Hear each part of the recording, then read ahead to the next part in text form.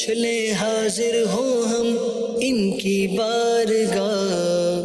الحمدللہ رب العالمین والصلاة والسلام علی سید المرسلین، اما بعد فاعوذ باللہ من الشیطان الرجیم، بسم اللہ الرحمن الرحیم، الصلاة والسلام علیک یا رسول اللہ وعلی آلک واصحابک یا حبیب اللہ، الصلاة والسلام علیک یا نبی اللہ وعلی آلک واصحابک یا نور اللہ۔ مدنی چینل کے ناظرین، پروگرام دارالفتاء اہل سنت میں آپ کو خوش آمدید کہتے ہیں، مرحبا کہتے ہیں۔ اللہ پاک ہم سب کے علم میں برکتیں عطا فرمائے، علم نافع کی دولت سے ہم سب کو مالا مال فرمائے۔ ابتداً درود پاک کی فضیلت ہمارے پیارے نبی صلی اللہ علیہ وآلہ وسلم نے ارشاد فرمایا، ان اول الناس بی یوم القیامہ اکثرہم علیہ صلاۃ، قیامت کے دن میرے قریب ترین وہ ہوگا جو مجھ پر کثرت سے درود پڑھتا ہوگا۔ صلو علی الحبیب صلی اللہ تعالی علی محمد صلی اللہ علیہ وآلہ وسلم، صلاۃ و سلام علیک یا سیدی یا رسول اللہ۔ آج کے ہمارے مہمان مفتی حسان صاحب ہیں، حضرت آپ کو خوش آمدید کہتے ہیں۔ کیسے مزاج گرامی؟ الحمدللہ رب العالمین علی کل حال۔ آج کا جو پہلا ہمارا سوال ہے، اور سوال بہت اہم ہے کہ بعض اوقات فلم انڈسٹری میں انبیاء کرام علیہ السلام ان کی زندگی اور کے حالات پر بھی فلمیں بنائی جاتی ہیں، اسی طرح صحابہ کرام علیہ مردوان کے کوئی ایسے واقعات۔ تو یہ کیسا عمل ہے کہ اس کے اندر بطور خاص کسی نبی کے کردار میں، یعنی ان کے جو بھی واقعات ہوئے تھے، اب کسی کو وہ نام دے دیا، اسی طرح صحابہ کرام علیہ مردوان کے نام سے افراد جو ہے وہ اس میں اپنا کردار ادا کر دیں، یہ عمل کیسا ہے، شرعاً کیا کہتے ہیں؟ بسم اللہ الرحمن الرحیم۔ اس کی بالکل بھی شرعاً اجازت نہیں ہے، شرعاً یہ ناجائز و ممنوع ہے، اور اس میں بہت ساری قباحتیں، بہت ساری خرابیاں یہ موجود ہیں۔ اولاً تو یہ دیکھیں کہ جب بھی فلم جو ہوتی ہے، یہ ڈرامہ جو ہوتا ہے، وہ فلم و ڈرامہ ہی ہوتا ہے۔ صحیح۔ اس میں حقیقت پر مبنی باتیں یہ عمومی طور پہ بہت قلیل ہوتی ہیں۔ اکثر چیزیں اس میں وہ چیزیں ہوتی ہیں کہ جو اس سے تعلق ہی نہیں رکھتی، تو جھوٹ ان کی طرف منسوب کر دیا جاتا ہے، جھوٹ باتیں اس کے اندر شامل کر دی جاتی ہیں۔ یہ ہر تاریخ پڑھنے والا اور ہر علم رکھنے والا بخوبی اس کو اچھی طریقے سے جانتا ہے کہ صرف فلم یا ڈرامہ نہیں، بلکہ اس موضوع پر لکھی گئی کتابیں بھی جو ہوتی ہیں اس میں جھوٹ شامل ہوتا ہی ہے۔ نمبر ایک یہ۔ نمبر دو، ظاہر ہے کہ جب فلم بنے گی، ڈرامہ بنے گا، تو اس کے اندر میوزک نہ ہو ایسا نہیں ہوگا، میوزک اس کے اندر ہوگا، موسیقی اس کے اندر ہوگی، اور وہ ناجائز و حرام امور کے اوپر مبنی ہوگی، تو اس وجہ سے بھی اس کی حرمت بالکل واضح ہے ہمارے سامنے۔ پھر تیسری بات یہ کہ ظاہر ہے کہ جو اس طرح کی چیزیں ہوتی ہیں وہ بے پردہ عورتوں کے بغیر چلیں گی نہیں، تو اس میں بے پردہ عورتوں کو کسی نہ کسی طریقے سے دکھایا جائے گا، یہ ایک اور حرام ہونے کی صورتیں۔ پھر اس کے بعد سب سے بڑھ کر یہ کہ یہ وہ عظیم و شان ہستیاں ہیں، وہ جلیل القدر ہستیاں ہیں کہ جن کا مقام و مرتبہ اللہ تبارک و تعالی نے قرآن مجید فرقان حمید میں بیان کیا ہے، نبی پاک صلی اللہ علیہ وسلم نے ان کی شان و عظمت کو بیان کیا ہے۔ اب ان کے کریکٹر کو نبھانے کے لیے اور اس کی ایکٹنگ کرنے کے لیے ایک ایسا شخص آتا ہے کہ جس کی عیاشیاں اور جس کی بدکاریاں اور جس کی طرح طرح کی خرافات جو ہیں وہ سب کو معلوم ہوتی ہیں، اور وہی نعوذ باللہ ثم نعوذ باللہ ایک نبی کا جو ہے وہ کردار ادا کر رہا ہوتا ہے، تو یہ ایک اور خرابی اس کے اندر آ رہی ہوتی ہے۔ پھر اس کی ظاہری صورت بھی اتنی وہ ہوتی ہے کہ معاذاللہ، یعنی لوگوں کے ذہنوں میں یہ جائے گا کہ یہ صحابی کی بھی کیفیت یہ تھی۔ تو یہ ساری چیزیں اور اس طرح کی اور بہت ساری قباحتیں ہم غور کرتے چلے جائیں گے تو اس کے اندر نکلیں گی، تو ہرگز اس کی اجازت نہیں ہے، اور یہ کوئی میٹر نہیں کرتا کہ جی اس کے ذریعے سے بات اچھی طریقے سے سمجھ آ جاتی ہے اور ذہن میں بیٹھ جاتی ہے۔ انبیاء کرام علیہ السلام کی سیرت کے اوپر مشتمل آسان ترین کتابیں موجود ہیں کہ جن کو پڑھ کر آپ اتھینٹک معلومات جو ہے اور مستند معلومات آپ یہ حاصل کر سکتے ہیں۔ سیرت الانبیاء مفتی قاسم صاحب دامت برکاتہم العالیہ کی کتاب ہے، آپ اس کا مطالعہ کریں تو اس میں آپ کو بہترین معلومات حاصل ہوگی۔ اسی طرح صحابہ کرام علیہ رضوان کے حالات پر مکتبۃ المدینہ کی کئی کتابیں شائع کردہ ہیں، تو ان کو آپ پڑھیں، اس کے اندر آپ کو ساری باتیں حاصل ہو جائیں گی۔ تو اس طرح فلمیں بنانا اور ان فلموں کو دیکھنا یہ شرعاً جائز نہیں ہے، ہرگز اس کی اجازت نہیں ہے۔ جو ایسا کرتے ہیں ان کے اوپر توبہ کرنا یہ لازم ہے۔ ٹھیک ہے، دیکھنے والوں کے اوپر بھی کوئی اس طرح ظاہر ہے کہ دیکھنے والے جو دیکھیں گے تو وہ آنکھیں بند کر کے تھوڑی یا کان بند کر کے تھوڑی دیکھیں گے، ظاہر ہے انہوں نے دیکھنا ہے تو جو چیزیں اس کے اندر آئیں گی وہ ساری کی ساری چیزیں یہ دیکھیں گے، اور غلط چیز ہے تو غلط چیز کو دیکھنے کی بھی شرعی اجازت نہیں ہوتی۔ صحیح، ٹھیک ہے، یعنی بعض اوقات یہ دیکھنے والے یہ مائنڈ بنا لیتے ہیں کہ ہم اس کے ذریعے سے یہ سیرت کے پہلو سیکھ رہے ہیں، اس کے ذریعے سے ہم یہ واقعات تک پہنچ رہے ہیں اور یہ ہمیں معلومات حاصل ہو رہی ہے، یہ نہیں جانتے کہ ان کے خود بھی اور ان کے بچے بھی جو ایک صحابہ یا انبیاء کے بارے میں جو کریکٹر دیکھ رہے ہیں تو ان کے ذہنوں میں کیا کیا سوالات پیدا ہو رہے ہیں، پیدا ہوں گے، اور ایک برا جو ہے وہ تصور ان کا، وہ جو خلاف واقع ہے، غلط ہے، وہ ان کی طرف جائے گا، ان کی طرف جائے گا۔ ٹھیک ہے جی، مزید سوال۔ میرا نام سید وجاہت امجد ہے۔ میرا سوال یہ ہے کہ آج کل جو فوٹوگرافی ویڈیو وغیرہ کے متعلق جو کام ہو رہے ہیں، شریعت میں اس کا کام کرنا جائز ہے؟ جی، فوٹوگرافی دیکھیں فوٹوگرافی جو ہمارے یہاں اب ہوتی ہے وہ ڈیجیٹل کیمراز کے ذریعے سے ہوتی ہے، کہ ڈیجیٹل کیمرہ ہوتا ہے، اس کے ذریعے سے فوٹوگرافی کی جاتی ہے یا جو ہے وہ مووی بنائی جاتی ہے۔ تو جب تک ڈیجیٹل جو آلات ہیں اس کے اندر یہ چیزیں ہیں، تصویر جب تک موبائل کے اندر ہے، کیمرے کے اندر ہے، تو اس وقت تک تو اس کے بنانے کی اجازت ہے۔ البتہ جب اس کا پرنٹ آؤٹ کریں گے تو یہ پرنٹ آؤٹ کرنا اس کی شرعاً اجازت نہیں ہے، وہ صرف ضرورت کے تحت جہاں علماء نے اجازت دی ہے، شناختی کارڈ وغیرہ بنانا یا دیگر امور بعض ہیں کہ جہاں اجازت دی گئی تو وہاں پھر آپ یہ اس کا پرنٹ نکلوا سکتے ہیں، ورنہ پھر اس کی اجازت نہیں ہوتی۔ دوسری بات یہ کہ جب آپ بنائیں گے تو پھر اس میں احتیاطیں ضروری ہوتی ہیں کہ جسے ہمارے یہاں عام طور پہ جو مووی بنائی جاتی ہے شادیوں کے اندر، اس کی خرافات اپنی جگہ پر ہوتی ہیں کہ کس طریقے سے وہ بعض اوقات عورتوں کے اندر جا کے ویڈیو بنا رہے ہوتے ہیں، مووی بنا رہے ہوتے ہیں، تو پھر وہ اس کی الگ ناجائز ہونے کی وجہ بن جائے گی، اس کی شرعاً اجازت نہیں ہوگی۔ باقی رہا صرف تصویر موبائل کے ذریعے سے آپ کھینچ لیں، یا جیسے ویڈیو ابھی ہماری بھی مدنی چینل کے اوپر آ رہی ہے، تو یہ وہ تصویر نہیں ہے کہ جس کے اوپر شریعت نے ناجائز ہونے کا حکم لگایا ہے۔ جب آپ پرنٹ آؤٹ کریں گے تو پھر اس کے اوپر شریعت مطہرہ کی روشنی میں اس تصویر کے احکام آئیں گے کہ جس پر وعید حدیث پاک کے اندر آئی ہیں۔ ٹھیک ہے، یہ حقیقتاً یہ ویڈیو والی صورت یہ تصویر ہی نہیں ہے۔ جی، تصویر ہی نہیں ہے، یہ حقیقت میں ایک ریز ہیں، شعاعیں ہیں، جن کے ذریعے سے یہ آپ کو آپ کے ایل سی ڈی پر یا آپ کے موبائل پر یا جہاں بھی آپ دیکھ رہے ہیں وہاں یہ چیز شو ہوتی ہے، جیسے ہی آپ بند کریں گے یہ چیز چلی جائے گی۔ ٹھیک ہے، مزید سوال۔ اگر کسی نے ظہر کی 4 رکعت سنت مؤکدہ کے پہلے آدھے میں اتحیات آخر تک دعائے معصورہ تک پڑھ لی مگر سلام نہ پھیرے اور تیسری رکعت میں ثنا بھی پڑھ لی تو نماز کا کیا حکم ہوگا؟ سنت موقدہ ہیں، اس کا حکم تحیات کے اعتبار سے یہ فرضوں والا ہی ہے، لہذا جس نے قاعدہ اولیٰ کے اندر اس نے پوری التحیات یعنی آخر تک التحیات کے ساتھ درود ابراہیمی بھی پڑھ لیا اور دعائے معصورہ بھی پڑھ لی، بلکہ فقط اللہم صلی علی محمد پڑھ لیا، یا اتنی دیر وہ خاموش بیٹھا رہا، تو اس نے چونکہ فرض کے اندر تاخیر کی ہے، اس کو تیسری رکعت کے فرض کے لیے اٹھنا تھا، تو اس تاخیر کی وجہ سے اس کے اوپر سجدہ سہو لازم آئے گا۔ اگر اس نے ایسا بھولے سے کیا ہو اور اگر جان بوجھ کے کیا ہے تو پھر تو دوبارہ نماز اس کو پڑھنا ہوگی۔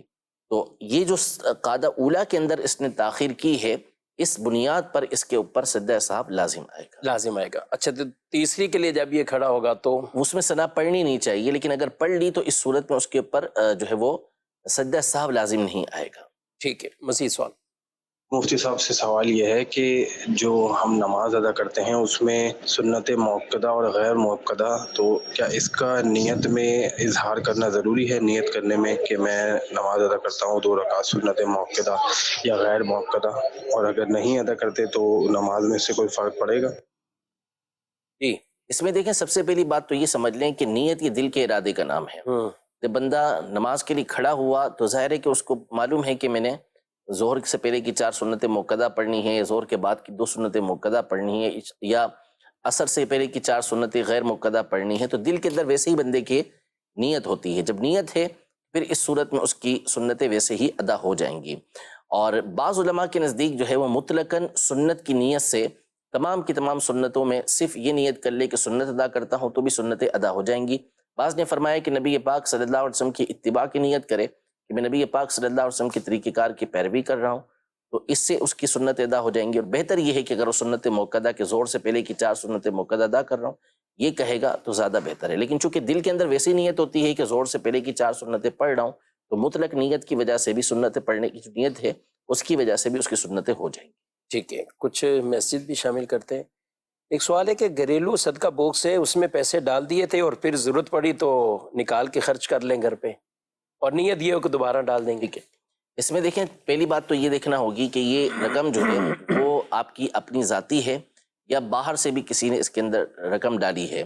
اگر تو آپ کی ذاتی رقم ہے تو اس صورت میں چونکہ یہ رقم ابھی آپ نے شرعی فقیر تک پہنچائی نہیں ہے، اس کا کیا نہیں ہے، جو بھی اس کا مصرف ہے وہاں تک آپ نے پہنچائی نہیں، تو چونکہ یہ آپ کی ملک میں ابھی باقی ہے تو اس کا استعمال کرنا تو آپ کے لیے جائز ہے کہ آپ استعمال کر سکتے ہیں، لیکن افضل اور اولا یہی ہے کہ اسے استعمال نہ کریں. جب اس کو آپ نے رکھ دیا اس نیت کے ساتھ کہ اب میں اسے جو ہے وہ مدرسے میں دے دوں گا، جامعہ میں دے دوں گا، مسجد کے اندر دے دوں گا، تو پھر وہ رقم اسی مقام پہ پہنچا دے. لیکن اگر اپنی ذاتی رقم ہے اور اسے استعمال کر لیتا ہے بندہ تو استعمال کر سکتا ہے، کیونکہ ابھی اس نے اسے خرچ نہیں کیا. اگر یہ مصرف تک پہنچا دیتا تو پھر ایک معاملہ الگ ہو جاتا. اور اگر دوسرے کی رقم اس کے اندر موجود ہے پھر تو ظاہر ہے کہ اس کو خرچ نہیں کر سکتے، وہ تو پھر آپ کو اس سے اجازت لینا پڑے گی، اور اجازت میں سوال ہو سکتا ہے کرنا پڑے گا، تو اس کی پھر اجازت نہیں ہوگی استعمال کرنے. ٹھیک ہے، اپنی ہے تو اس میں آپ کر. اسی طرح بعض اوقات لوگ اپنی زکوٰۃ کو بھی ایک سائڈ پہ رکھتے رہتے ہیں کہ یہ زکوٰۃ ہے، لیکن ان کو پھر ضرورت بھی پڑ جاتی ہے تو اس میں بھی یہی استعمال کریں. اس میں بھی یہی ہوگا. زکوٰۃ تو دیکھیں فرض ہے، وہ سائڈ میں کرنے کی وجہ سے آپ کی زکوٰۃ ادا نہیں ہوگی، وہ تو اسی وقت ادا ہوگی جب آپ اس کو شرعی فقیر تک پہنچا دیں گے، یا جو بھی اس کا مصرف ہے وہاں تک آپ پہنچا دیں گے، اس صورت میں آپ کی زکوٰۃ ادا ہوگی. صرف سائڈ میں کر لینے سے اگر سال پورا ہو چکا ہے اور اب آپ سائڈ میں کر لیتے ہیں کہ ٹھیک ہے یہ میں سارا سال دیتا رہوں گا، تو ویسے ہی گناہ ہو جائے گا. وہ تو فوری طور پہ دینا ضروری ہوگا. اور لوگ یہ سمجھتے ہیں کہ ہم نے سائڈ پہ کر دی یعنی نکال دی گویا تو یہ زکوٰۃ ادا ہو گئی. ایسا نہیں ہے، بلکہ جب تک آپ دیں گے نہیں اس وقت تک زکوٰۃ ادا نہیں ہوگی. تو لہٰذا یہ رقم آپ اگر سال کے شروع سے ہی جمع کر رہے ہیں کہ ابھی فرض نہیں ہوئی اس سے پہلے سے ہی سائڈ میں کر رہے ہیں تو استعمال کرنے کی آپ کو اجازت ہے. اور اگر فرض ہو چکی ہے تو پھر فوری طور پہ یہ یا اس کے قائم مقام جو دوسری رقم ہے وہ آپ شرعی فقیر تک یا جو بھی آپ جہاں زکوٰۃ دینا چاہتے ہیں، جہاں زکوٰۃ لگتی ہے، اس مقام تک پہنچا دیں. ایک سوال ہے، کہتے ہیں کہ میں کفارہ ادا کرنا چاہتا ہوں لیکن مجھے کوئی مسکین نہیں مل رہا، کیا غریب کو بھی کھانا کھلا سکتے؟ غریب دیکھیں، غریب الگ چیز ہے، شرعی فقیر الگ چیز ہے، جس کو اور مسکین الگ چیز ہے. مسکین الگ چیز ہے. اچھا، یہ شاید مسکین کو ہی تلاش کر رہے ہیں، تو یہ جہاں پہ مسکین کا تو وہاں شرعی فقیر بھی ہو سکتی ہے. ہمارا جو دور ہے اس کے اندر مسکین اور شرعی فقیر جو احکام ہے وہ شرعی فقیر پر بھی لگتے ہیں. ٹھیک ہے. تو اب ظاہر ہے کہ ایسا مسکین جو تعریف کی گئی ہے کتابوں کے اندر وہ عام طور پہ ہمارے یہاں ملتا ہی نہیں ہے. جو شرعی فقیر ہے اس کو آپ دے دیں گے تو اس سے آپ کا جو کفارہ ہے وہ ادا ہو جائے گا. جی مزید سوال ایک میں عرض کرنا کہ اگر کوئی آدمی نمازاں قضا رہندیاں ہون وہ تہجد بھی انہیں پڑھنی ہوئے، آیا کہ تہجد نو ترجیح دے تہجد دے نفل یا جڑیاں دی قضاواں وہ پڑھے بندہ، یہ تو سوال ذرا حل کرا دو. ٹھیک ہے، تہجد کی نماز وہ پڑھ سکتا ہے یا اس کی جگہ پہ بھی قضاء عمری کرتا رہے؟ اگر تو قضاء عمری بہت زیادہ ہے تو پھر کوشش کرے کہ ہر صورت میں جلد سے جلد ان کو ہی ادا کر لے. اور اگر اتنا نہیں ہے تو بہتر یہ ہے کہ جو نوافل مقرر ہیں جیسے تہجد ہے، اشراق چاشت ہے، نمازوں کے بعد جو سنتیں اور نوافل ہیں، سنت غیر مقدر نوافل وغیرہ، ان کو بھی ادا کرے اور ان کے ساتھ جو ہے وہ قضا نمازیں ادا کرے. لیکن بہرحال قضا نمازیں جو وہ زیادہ اہمیت کی حامل ہیں، لیکن جو اس طرح کی نوافل ہیں کہ جن کی فضیلت حدیث پاک کے اندر آئی ہیں اور وقت کے نکلنے کی وجہ سے وہ اب دوبارہ نہیں پڑھی جا سکیں گی، جیسے تہجد کی نماز آج چھوٹ گئی تو پھر آپ کبھی بھی نہیں پڑھی جا سکے گی، اگلے دن کی جو تہجد ہوگی وہ اگلے دن ادا کی جائے گی، تو اس لیے اسے پڑھ لیں اور اس کے ساتھ قضا نماز بھی ادا کر لیں. باقی اس کے علاوہ جو دیگر نوافل ہیں ان کی جگہ کوشش کر کے جلد سے جلد جو قضا نمازیں ہیں ان کو ادا کرنے کی کوشش کریں. ٹھیک ہے، مسجد سے کچھ سوالات مزید شامل کرتے ہیں. عجیب سوال ہے، کہتے ہیں کہ نماز کے دوران موبائل پر بات کر سکتے ہیں، یہ کون سا سوال ہوا؟ موبائل نماز کے دوران نہ موبائل پر کسی سے بات چیت کر سکتے ہیں، نہ بغیر موبائل کے کسی سے بات چیت کر سکتے ہیں. پہلے نبی پاک صلی اللہ علیہ وسلم کی بارگاہ میں جب صحابہ کرام علیہم رضوان حاضر ہوتے تو آپ کو سلام کیا کرتے تھے اور آپ علیہ الصلوۃ والسلام سلام کا جواب دیا کرتے تھے نماز کی حالت میں. پھر اس کے بعد جب حبشہ سے واپسی ہوئے صحابہ کرام علیہم رضوان تو انہوں نے نبی پاک صلی اللہ علیہ وسلم کی بارگاہ میں سلام کیا، نماز پڑھ لیتے آپ علیہ الصلوۃ والسلام نے جواب نہیں دیا. پھر نماز کے بعد آپ علیہ الصلوۃ والسلام نے ارشاد فرمایا کہ خود نماز کے لیے کچھ معاملات ہوتے ہیں، تسبیح ہے، ذکر و اذکار ہیں، تلاوت ہے، یہ چیزیں نماز کے لیے ہوتی ہیں، تو لوگوں کے کلام میں سے کسی چیز کی یہ نماز جو ہے وہ صلاحیت نہیں رکھتی. یعنی نماز میں جو ہے وہ کلام اور سلام کا جواب بھی نہیں دیا جا سکتا. کلام یعنی گفتگو نہیں کی جا سکتی، اور کوئی سلام کرے تو سلام کا جواب بھی نہیں دے.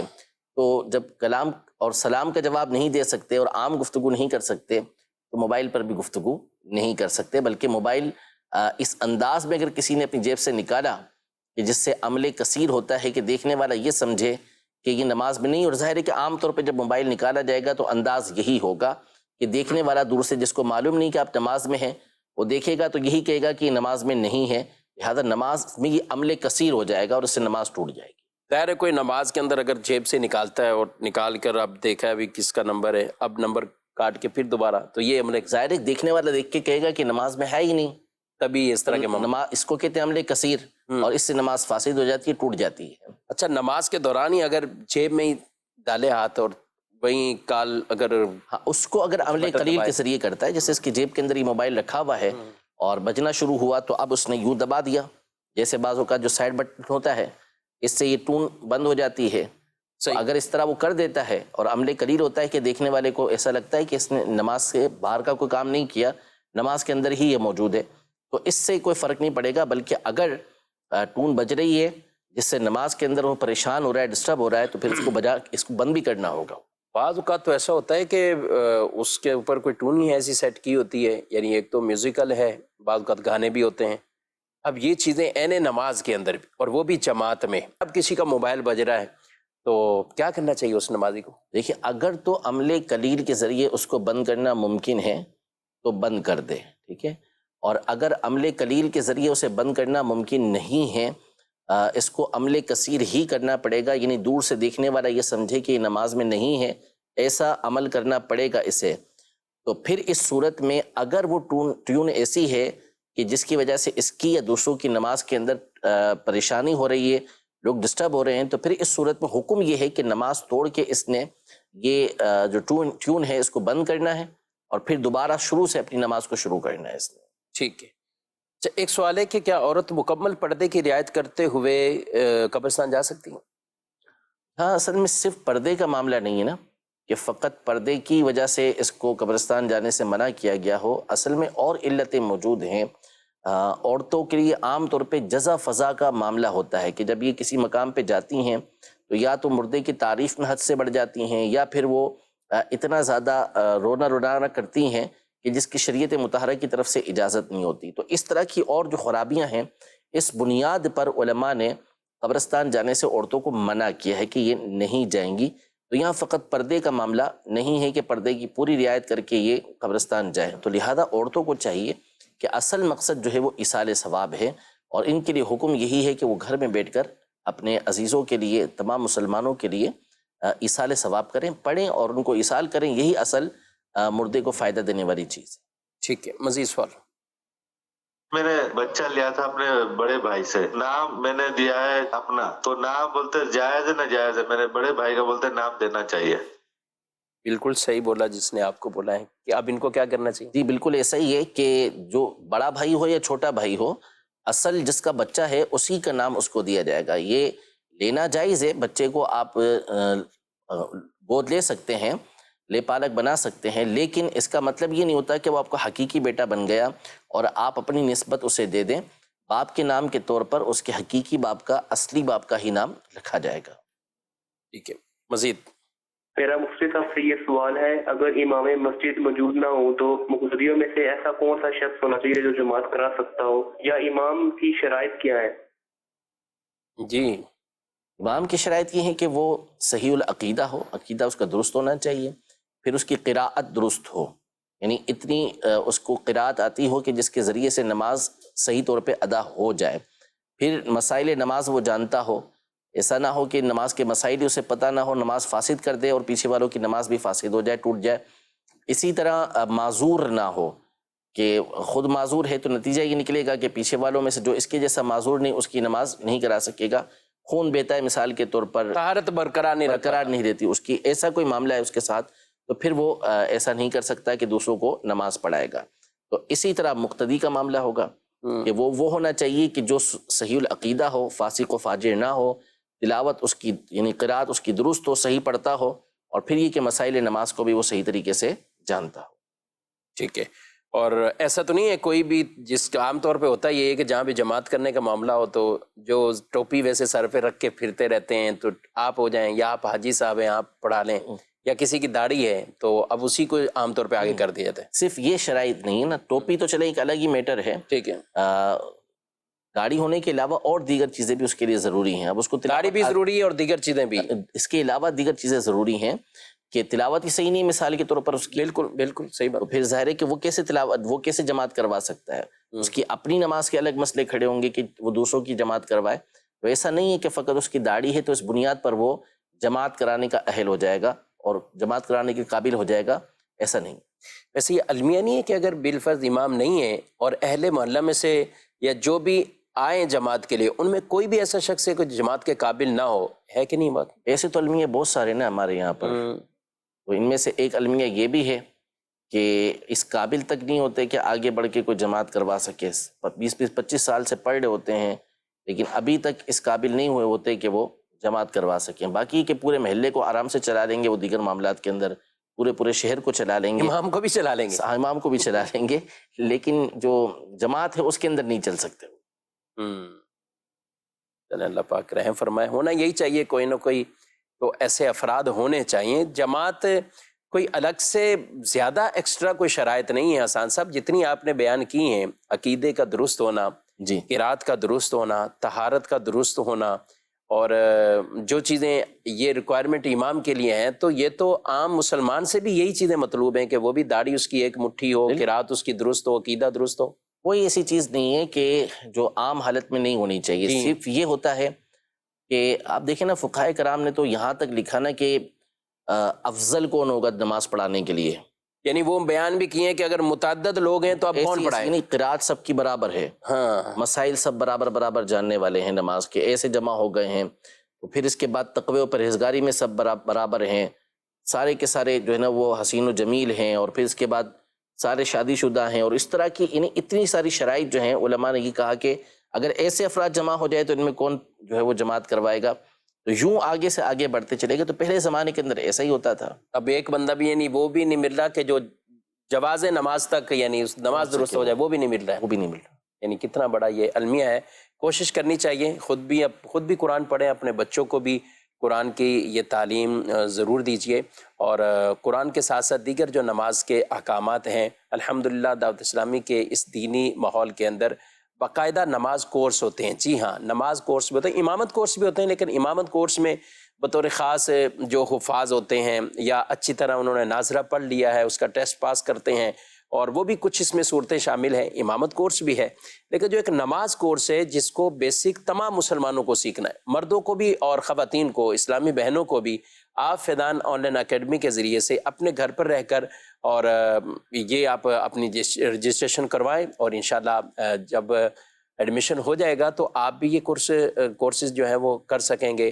مرد بھی کر سکیں گے، خواتین بھی کر سکیں گی. اور ان خواتین کو پڑھانے کے لیے اسلامی بہنیں ہی ہوتی ہیں، وہی ان کو کورس کروائیں گی. نماز کورس، طہارت کورس، پتہ نہیں اور کتنے کورس ہوں گے. جب آپ اس کو دیکھیں تو پھر آپ کو پتہ چلے گا کہ کس طرح یعنی 7 دن 14 دن 12 دن اس میں تقریباً یہ کورس مکمل ہوتا ہے. تو کوشش کریں تاکہ اس کے حوالے سے ہمیں یہ آگاہی بھی ہو اور دینی علم بھی ہم باقاعدہ کما حقوق باقاعدگی کے ساتھ ایک مرتبہ سیکھنے میں بھی کامیاب ہو جائیں. مزید سوال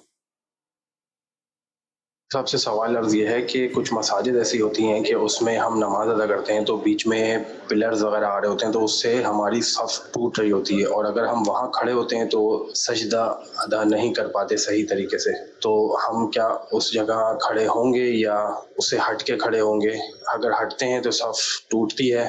احادیث طیبہ کے اندر یہی ہے کہ ستونوں کے درمیان صف بنانے سے منع کیا گیا. اور حضرت انس رضی اللہ عنہ فرماتے ہیں، ابن ماجہ شریف کی حدیث مبارکہ ہے کہ ہمیں ستونوں کے درمیان سے دور کیا جاتا تھا نماز کے دوران. صفے ہم ہٹ کے بنائیں، کیونکہ ظاہر ہے کہ ستون درمیان میں ہوں گے تو قطع صف ہوگی. تو اس لیے جو صف بنانے والے ہیں مسجد کمیٹی کو ہی اس حوالے سے چاہیے کہ وہ اس انداز میں صفوں کو مقرر کرے کہ جس سے جو ہے وہ اپنا درمیان میں ستون آئے نہ، صف کے درمیان نہ آئے. ہاں، یعنی ایسے ہوتے ہیں کہ بعض اوقات ستون درمیان میں آ رہے ہیں، لیکن مسجد کمیٹی اہل علم کی ہوگی یا وہاں پہ کوئی اہل علم ایسے ہوں گے کہ جن سے رہنمائی لینے کی وجہ سے وہ اس انداز میں صفوں کو ڈیزائن کرتے ہیں کہ ستون کے آگے صف ہوگی، ستون کے پیچھے صف ہوگی، ستونوں کے درمیان صف نہیں ہوتی۔ اور یہ تبھی ہوگا جب آپ پورے اپنے ہال اور اس وقت جو صف بندی ہے یہ آپ اس وقت ڈیزائنر سے یہ پوری چیزیں کر طے کر لیں تو یہ ہو جائے گا، ہو جائے گا نا، یہ ممکن بالکل ہے۔ آپ کی مسجد زیر تعمیر ہے ماشاءاللہ۔ ہاں، تو اس میں بھی ہم نے یہی ستون تو ہیں، لیکن ہم نے کوشش یہی کی ہے کہ ہم اس کو اسی انداز میں بھی ڈیزائن صفوں کے آگے بھی۔ صفے کے، جیسے کنز الایمان مسجد ہے نا گرو مندر پر، ہاں تقریباً تو دیکھیں اس میں یہی انہوں نے اچھا سسٹم کیا ہوا ہے کہ اگرچہ کہ تھوڑی سی تکلیف ہے اس میں بھی ستونوں کے پاس پڑھنے والے کو، لیکن انہوں نے جو بنایا ہوا ہے سسٹم وہ اچھا ہے کہ بلکہ فیضان مدینہ کو لے لینا، ماشاءاللہ فیضان مدینہ کے اندر بھی ایسا ہی ہے کہ درمیان میں ستون تو موجود ہے، لیکن صف جو بنی ہوئی آگے بنی ہوئی ہے اور پیچھے بنی ہوئی ہے، درمیان میں ستونوں کے درمیان میں صف نہیں بنتی۔ ہاں جب ایسا ہے کہ کسی جگہ پر کوئی بھی مسجد ہو، اس میں نماز عید مثال کے طور پر اور اتنی زیادہ پبلک ہے کہ اب مسجد فل ہو گئی ہے، تو پھر شریعت مطہرہ کے اندر اس کی اجازت ہے کہ پھر ان کے درمیان صفیں بنائے جا سکتے۔ ٹھیک ہے، اور ہماری مسجد میں پلر ہی نہیں ہے، پورا ہی ماشاءاللہ اسی یہ طرح بہت اچھا اور سسٹم ہے۔ اس کی بنیاد وجہ یہی ہے کہ چونکہ 2010 میں تعمیرات کا یہ سلسلہ ہوا تھا، تو حاجی امین صاحب خود کمیٹی کے اندر، تو انہوں نے باقاعدہ ان چیزوں کو یعنی ترجیح صورت میں دیکھا کہ پہلے ہم صف بندی کے معاملات دیکھیں اور پھر اس کے بعد یہ والے سلسلے میں ہوں، تو اس سے بھی اچھی طرح ہو گیا کام، یعنی پلر کے بغیر بھی۔ اور کئی مساجد ہیں آج کل بن رہی ہیں کہ جن میں پلر وہ نہیں ہوتا، اور اگر پلر رکھنا بھی ضروری، بالکل ظاہر ہے اس کے لیے بھی بعض اوقات اخراجات کے معاملات ہوں، کیونکہ جہاں پلر نہیں ہے تو وہاں اخراجات زیادہ ہوں گے، یہ تو بات طے شدہ ہے۔ لیکن اگر رکھنے بھی ہیں تو اس میں بھی یہ گنجائش تو موجود ہے کہ ہم پہلے سے صف بندی کے معاملات اگر ہم نوٹ کر لیں کہ کون سی صف کہاں سے لے کر کہاں تک ہے، تو اس سے پھر بیچ والا یہ سلسلہ نہیں رہے گا۔ بہرحال مسئلہ تو بیان ہو گیا، لیکن اب کئی پرانی مسجدیں ہیں تو ان میں کیا کیا جائے، آپ حل کیا؟ وہی جو حل شروع میں عرض کیا نا کہ کمیٹی کو چاہیے کہ وہ اس انداز میں صفے بنائے، اور ہو سکتا ہے کوئی مشکل مرحلہ نہیں ہوتا کہ وہاں پر صف نہ بنے، ستون کے آگے بنے اور ستون کے پیچھے صف بنے، اس طرح کر لیں۔ اور جب عیدین ہیں یا جمعہ وغیرہ تو پھر وہ بنا لیں، پھر وہ پراپر بنا لیں۔ جی مزید سوال؟ میرا نام سید مہتاب علی ہے۔ میرا مفتی صاحب کی بارگاہ میں یہ سوال ہے کہ جمعے کی نماز کے بعد جو آخری کی جو سنتیں پڑھی جاتی ہے وہ سنتیں موقدہ ہوتی ہیں یا غیر موقدہ؟ جی دیکھیں پہلے تو میں یہ عرض کر دوں کہ سوال کا جواب بھی عرض کرتا ہوں۔ اصل میں ہمارے یہاں ہوتا یہ ہے کہ ہمارے جو اسلاف تھے، بزرگان دین تھے، ان کے نزدیک یہ معنی ہوتا تھا کہ جب وہ یہ سنتے تھے کہ نبی پاک صلی اللہ تعالیٰ علیہ وآلہ وسلم کی یہ سنت ہے تو وہ اس پر عمل کرتے تھے، اس لیے کہ حضور صلی اللہ علیہ وسلم کیونکہ نبی پاک صلی اللہ علیہ وسلم نے ایسا کیا۔ صحابہ کرام علیہم رضوان کا بھی یہی معمول، بعد کے جو تابعین، تبع تابعین وغیرہ سب کا یہ معمول رہا کہ یہ سنا کہ یہ سنت ہے تو اس پر عمل کیا۔ اب ہمارے دور کے اندر یہ معاملہ بالکل الٹ ہو گیا کہ جب یہ کہا جائے کہ یہ سنت غیر موقدہ ہے، سنت ہے، تو ترک کر دینا، اس کا مطلب یہ سمجھتے ہیں کہ اب اس کو کرنا ضروری ہے ہی نہیں، کہ کیا ہی نہ جائے، تو بس فرض تو نہیں ہے نا، واجب تو نہیں ہے نا، سنت موقدہ تو نہیں ہے نا، تو یہ کر کے پھر اس کو چھوڑ دیا جاتا ہے۔ حالانکہ نبی پاک صلی اللہ علیہ وسلم نے یہ کام اس لیے تھوڑی کیا تھا کہ اس کو چھوڑ دیا جائے، آپ نے کبھی کبھی اس کام کو اس لیے چھوڑا تھا کہ پتہ چل جائے کہ اس کو چھوڑنا جائز ہے، نہ یہ کہ اس لیے کہ اس کو ترقی کر دیا جائے، اس کو چھوڑ ہی دیا جائے، ایسا نہیں ہے۔ تو جو جمعے کی آخری دو سنتیں ہیں اس کے بارے میں محقق قول یہی ہے کہ وہ ہیں سنت غیر موقدہ، لیکن اس کا مطلب یہ نہیں ہے کہ ہم اس کو چھوڑنے کی عادت بنا لیں، بلکہ اس کے بارے میں بہرحال اختلاف ہے علماء کا۔ ایک قول، ایک تعداد ہے علماء کی جو اس بات کی قائل ہے کہ سنت موقدہ ہے، اور ایک تعداد علماء کی ہے کہ جو یہ کہتی ہے کہ یہ سنت غیر موقدہ ہے، اگرچہ کہ قول یہی زیادہ صحیح ہے کہ غیر موقدہ ہے، لیکن اس کا مطلب یہ نہیں ہے کہ ہم اس کو چھوڑنے کی عادت بنا لیں۔ وہ کبھی ایسا عذر آ گیا بندے کو تو اس نے اس کو چھوڑ دیا، ورنہ بہرحال چاہے یہ سنت ہو یا عصر و عشاء سے پہلے کی سنت غیر موقدہ ہوں، اس کو چھوڑنے کی بلا وجہ عادت نہیں بنانی چاہیے۔ موبائل میں غیر محرم کی تصویر رکھنا کیسا ہے؟ خود ہی پوچھ لیں اپنے آپ سے کہ جو سوال کر رہے ہیں کیا ایسا واضح نہیں ہے کہ غیر محرم، جب آپ خود کہہ رہے ہیں کہ وہ غیر محرم ہے تو اور پھر اس کی تصویر رکھ رہے ہیں، اور میں زیادہ نہیں کہتا، بہرحال یہ ناجائز و حرام ہے۔